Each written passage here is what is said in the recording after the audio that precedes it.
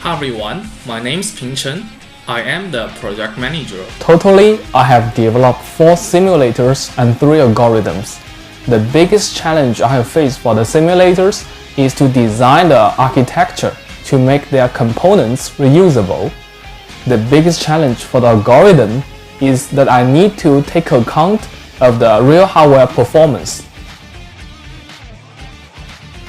Hi, we are from the Raspberry Pi team.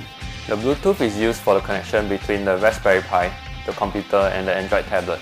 The Raspberry Pi broadcasts a unique ID for the devices to connect to. The communication is done by sending string commands between the devices. The Raspberry Pi and Arduino is connected through the USB port. The data communication is done through an interface file that is created on connection. Considering the computational power of our Pi is not as good as computers, so we decided to create our main program on PC. So our Pi is now taking the responsibility of achieve a 3-way communication between PC, Android, and Arduino. Well, Android will first send a stock comment to our Pi. Our Pi will really transmit this stock comment to Arduino. Arduino return with its sensors reading, and our Pi will send it to PC again. So after this first cycle of the control flow, PC takes the rest of the control. PC will send comments one by one or set several comments at the same time. Those comments are stored in a queue inside our Pi. Our Pi will transmit these comments one by one to Arduino.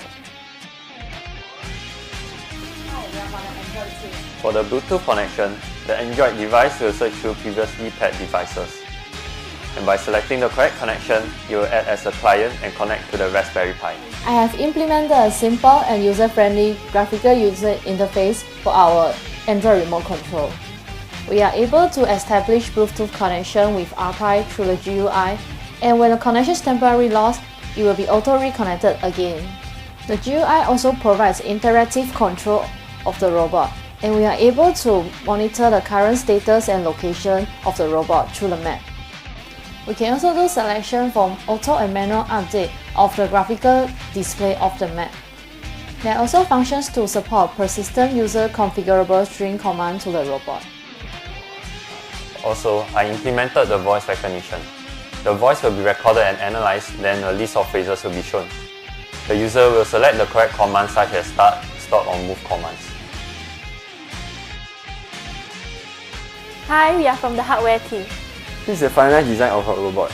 After having discussion with the algorithm team, our sensor is placed in such a way to match their respective grid. The ultrasonic sensor and also IR sensor at the front is to match the front center grid accurately. The 2 IR sensor at the front side is placed in such a way as they are responsible for auto adjustment. We use a total of 2 types of sensors, ultrasonic sensors and IR short-range sensors. Short-range sensor readings tend to fluctuate, therefore, we compute a median of 15 readings to improve our accuracy. We also process the sensor readings by taking a range of values for the robot to be mapped as a certain grid. The robot can move away from obstacles, adjust itself to face straight, and using the same way to do side adjustment. Of course, our robot can also do basic functions like moving straight and turning. For moving straight, we make use of encoder ticks to implement PID. For turning, we use counter turn instead of pivot turn. But when motors are traveling at high speeds, the robot might veer off its supposed grid or skid. Hence, we implemented brakes to reduce these occurrences.